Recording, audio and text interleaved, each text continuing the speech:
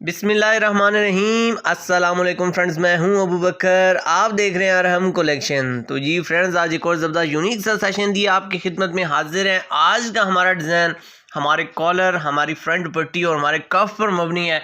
वो यूनिक सा एक कंसेप्ट है, वो यूनिक सा एक आइडिया है। किसी एज पे भी आप इसको अप्लाई कर सकते हैं। आज के सेशन में मुकम्मल तरीके से ये आपको मुकम्मल टेक्निक से ये आपको सिखाया जाएगा और इंशाल्लाह आज का सेशन देखने के बाद इंशाल्लाह ये डिज़ाइन आपके लिए बहुत आसान हो जाएगा।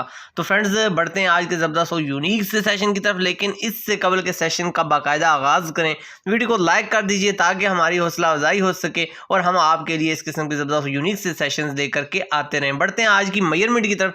तो सबसे पहले कफ में आप देख सकते हैं एंड पॉइंट से हमने 2 पॉइंट हटा के रखा है और नेक्स्ट वन हमारी जो पैमाइश है, मेजरमेंट है, वो 1/2 इंच है।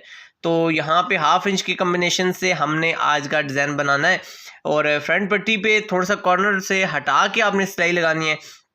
तकरीबन 1/2 पॉइंट हटा के हम यहाँ पे सिलाई लगाएंगे जहाँ साइड से हमारी स्टिचिंग हो जाए। तो यहाँ पे नेक्स्ट वन हमारा जो स्टेप है, हमारा कॉलर है। कॉलर से भी 2 पॉइंट आपने हटा के रखना है, सेम एज जैसे कफ में रखा है। और मिडल में हमारा जो गैप है वो 1/2 इंच है। तो यहाँ पे छोटे छोटे से डॉट्स मैंने बना लिए। अगर आप यहाँ से लेआउट करना चाहते हैं तो लेआउट कर लें, बिगनर लेवल पे है। नेक्स्ट वन हमने 2 कलर कम्बिनेशन सेट कर लेने हैं एंकर के और इनको अपनी बबन पे फिल कर लेना है। डब्बी को थोड़ा सा हमने लूज़ कर लेना है क्योंकि एंकर थ्रेड की जो विड्थ है वो ज़रा थोड़ी सी हेल्दी होती है, मोटाई में ज़्यादा होता है हमारा एंकर थ्रेड। ऊपर हमारा रेशमी थ्रेड है। अब हमने इसकी करनी है सेटिंग। नीचे से हमने एंकर डब्बी को किया लूज़, ऊपर से हमने टेंशन से इसको कर लेना है टाइट। यहाँ पे आप देख सकते हैं रफ अभी हमने स्टिचिंग किया, रफ सिलाई लगाई है, तो हमारा नीचे वाला जो धागा है वो लूज़ आ रहा है, ऊपर वाला धागा लूज आ रहा है, जिसकी वजह से हमारे ये जो डॉट्स हैं, ब्लैक डॉट्स, ये क्लियर नहीं हो रहे। हमने थोड़ा सा टेंशन को मजीद टाइट किया है, मजीद बेहतरी आ गई है।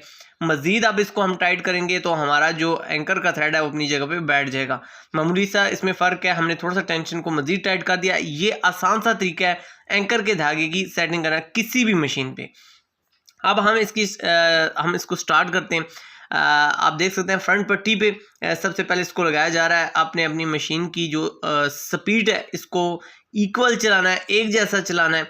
और नेक्स्ट वन आपने हमारे जो 1/2 इंच पे हमारी सिलाई लगी हुई है वो हम लगा रहे हैं। यहाँ पे हमारा ये अपने जो हमारा फैब्रिक है इससे मिलता जुलता कलर है, 19-20 का फ़र्क है। और नेक्स्ट वन जो हमारा स्टेप होगा, हमने फास्ट कलर थोड़ा सा हटा के लगाना है अपने कलर से। कलर कम्बिनेशन आपने स्ट्रॉन्ग सा करना है ताकि आपका ये डिज़ाइन उभर कर आए, निखर कर आए। तो इसी तरीके से हमारे कॉलर पे सिलाई लगी और इसी तरीके से हमारी कफ पे सिलाई लगने के बाद हमारी जो लुक है वो कुछ इस तरह से आ जाएगी। नेक्स्ट वन फिर वही स्टेप, एंकर थ्रेड हमने जो दूसरा कलर हमने साथ इसके चूज़ किया, उस पर हमने लेफ़्ट और राइट दोनों तरफ पे हमने सिलाई लगानी है। ये लेकिन ये सिलाई हमारी जुड़ कर लगेगी, इस तरीके से लगेगी कि हमारा जो गैप है वो बिल्कुल साथ साथ आए, बहुत ज़्यादा इसके दरमियान में गैप ना हो और हमारी सिलाई ऐसे जज हो कि जैसे एक ही सिलाई लगी हुई है। ऐसे खूबसूरत सा कम्बिनेशन आपने यहाँ पे सेट करना है। एंकर के थ्रेड की जो सेटिंग है वो प्रॉपर अगर आप इस मेथड को फॉलो करेंगे तो इंशाल्लाह आपको प्रॉब्लम नहीं होगी। यहाँ पे आप देख सकते हैं लेफ़्ट और राइट दोनों तरफ पे हमारी सिलाई लग चुकी है। और यहाँ पे जो स्पीड है मशीन की वो बहुत अहमियत रखती है, वो आपने एक जैसी चलानी है। बहुत ज़्यादा आपने स्पीड ज़्यादा भी नहीं रखनी और इक्वल चलाएंगे तो इंशाल्लाह आपका जो थ्रेड है वो एक जैसा आएगा। अल्हम्दुलिल्लाह हमारी जो लुक है वो आपके सामने आ चुकी है, एक यूनिक सी इसकी जो लुक है। इंशाल्लाह जब आप इसको प्रैक्टिकल करेंगे तो आपको इसको देखते ही ये इसकी जो लुक है वो बहुत अट्रैक्ट करेगी इंशाल्लाह। यहाँ पे आप देख सकते हैं हमारे कफ पे, हमारे कॉलर पे, हमारी फ्रंट पट्टी पे ये हमारी यहाँ तक का जो वर्क है वो हमने कंप्लीट कर लिया। नेक्स्ट वन हम नेक्स्ट स्टेप की तरफ बढ़ते हैं। तो नेक्स्ट स्टेप में इंशाल्लाह हमारा जो स्टेप है ये यहाँ तक आप देख सकते हैं हम कंप्लीट कर चुके हैं। अब यहाँ पे हमने चांपा करना है। अगर आपके पास चांपे की मशीन है तो यहाँ से आप डायरेक्ट चांपा कर सकते हैं, लेकिन अगर नहीं है क्योंकि ज़्यादातर लोग बिगनर लेवल पर होते हैं तो इसका आसान सा तरीका है, आपने नीचे से डब्बी को ऊपर से धागे को उतार लेना है और नेक्स्ट वन आपने 2 स्टेप अपने टांके को बढ़ा लेना है। यहाँ पे हम सिलाई लगा रहे हैं मिडल में, जहाँ पे हमने इस पे चांपा करना है। बिल्कुल मिडल में रख के आपने मुकम्मल चांपा यहाँ पे कर लेना है। यहाँ पे आप देख सकते हैं फ्रंट पट्टी है। मशीन को आहिस्ता आहिस्ता एक सीक्वेंस से इसको रन करें ताकि आपका जो टांका है वो बड़ा छोटा ना हो। यहाँ पे इस तरीके से आपके डॉट्स बन जाएंगे। नेक्स्ट वन आपने अपनी नीडल में धागा डाल लेना है एक साइड पे गिरा करनी है और एक स्टेप छोड़ के आपने टांका उठा लेना है। चांपा करने का एक और तरीका भी है। यहाँ पे आप देख सकते हैं कि हम एक स्टेप उठा के नेक्स्ट स्टेप को इग्नोर कर रहे हैं और फिर नेक्स्ट स्टेप हम उठा रहे हैं, नेक्स्ट होल में अपनी नीडल को इंसर्ट कर रहे हैं। अब यहाँ पे आप दो नीडल्स का भी गैप दे सकते हैं, वो भी बड़ा अट्रैक्टिव लगता है। इंशाल्लाह नेक्स्ट वन किसी डिज़ाइन में आपको वो भी दिखाऊंगा, उसकी जो लुक आती है वो भी इंशाल्लाह दिखाऊंगा। एक तो वो थोड़ा सा जल्दी बन जाता है और दूसरा ये है कि उसकी लुक भी बड़ी प्यारी आती है।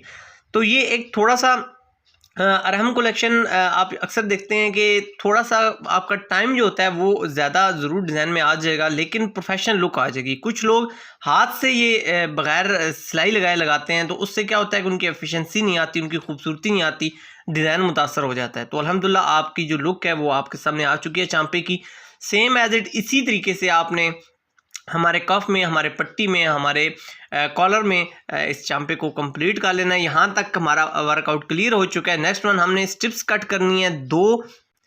ये दो जो स्ट्रिप्स हैं आप यहाँ पे देख सकते हैं, एक साइड इनकी टेपर है, जैसे कि कॉलर की शेप है, इस तरीके से आपने इसको कट करना है। चमक वाला पोर्शन यहाँ पे हमने ऊपर रखा हुआ है, 1.25 इंच के राउंड अबाउट यहाँ पे इसकी विड्थ है।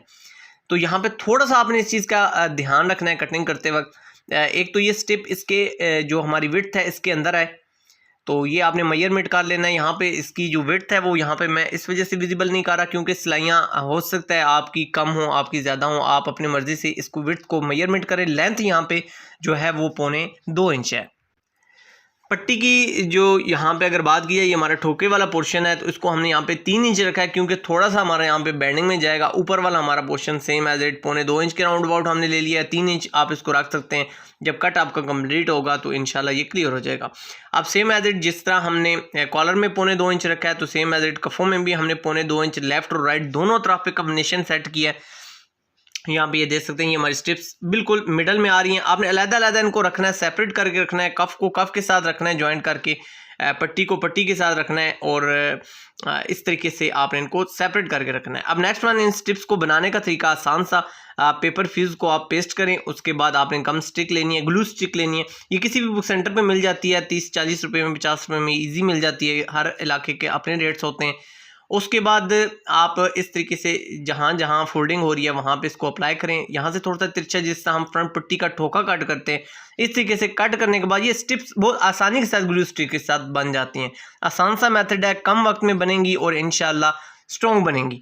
तो यहाँ पे इसकी जो लुक है वो आपके सामने अल्हम्दुलिल्लाह आ चुकी है। अब इन स्टिप्स को हमने अपने जो हमारी मतलूबा जगह है इस पर हमने इसको स्टिच करना है। यहाँ पे इस स्टिप को हम स्टिच करने जा रहे हैं। स्टिच करते वक्त एक चीज़ का आपने ध्यान रखना है कि आपका कपड़ा यहाँ पे स्लिप ना होने पाए।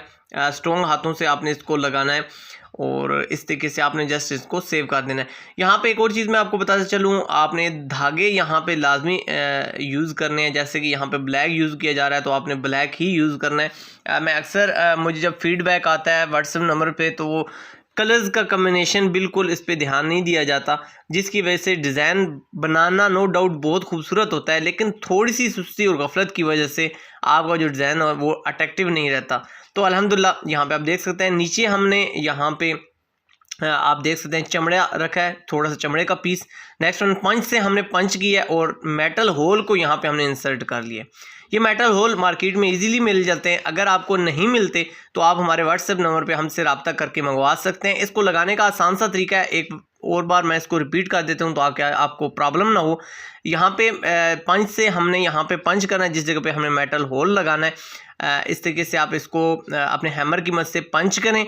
पंच करने के बाद आप तसल्ली करें कि आपका होल कंप्लीट हो चुका है। नेक्स्ट वन आपने इंसर्ट करना है अपने मेटल होल को। अगर यहाँ पे थोड़ी सी भी प्रॉब्लम हो रही है तो नेक्स्ट वन आप हैमर की मदद से अपने होल को क्लियर करें। नीचे चमड़े का पीस होना मस्ट है और नीचे हार्ड जगह होना भी मस्ट है। अब यहाँ पे जो हमारा बेंडिंग वाला पंच है, आपने एक जगह पे रखना है, आपने उस पंच को दोबारा उठाना नहीं है, नहीं तो आपका मेटल होल अपनी जगह पे खूबसूरती से गुलाई में नहीं लगेगा। ये एक बहुत बड़ी टेक्निक है जो कि आपको इंशाल्लाह आज सीखने को मिली होगी। एक ही बार आपने पंच को रखना है, दोबारा आपने पंच को नहीं रखना, एक ही बार इसको आपने बैंड करना है। इस तरीके से इंशाल्लाह आपका गुलाई में मेटल होल लगेगा। अल्हम्दुलिल्लाह पट्टी, कफ और हमारा कॉलर कंप्लीट होने के बाद इसकी जो लुक है वो आपके सामने आ चुकी है। होप सो आज का डिज़ाइन आपको हमेशा की तरह पसंद आया होगा। वीडियो के बारे में कमेंट सेक्शन में अपनी कीमती आरा का इज़हार ज़रूर कीजिएगा। अपनी ज़िंदगी से जुड़े अपने पैरों का बहुत ज़्यादा ख्याल रखिएगा। आपसे मुलाकात होगी नेक्स्ट की ज़बरदस्त और यूनिक से सेशन में। जब तक के लिए मुझे और मेरी टीम को दीजिए इजाज़त। आपसे मुलाकात होगी नेक्स्ट सेशन में। जब तक के लिए सोहने रब दे हवाले।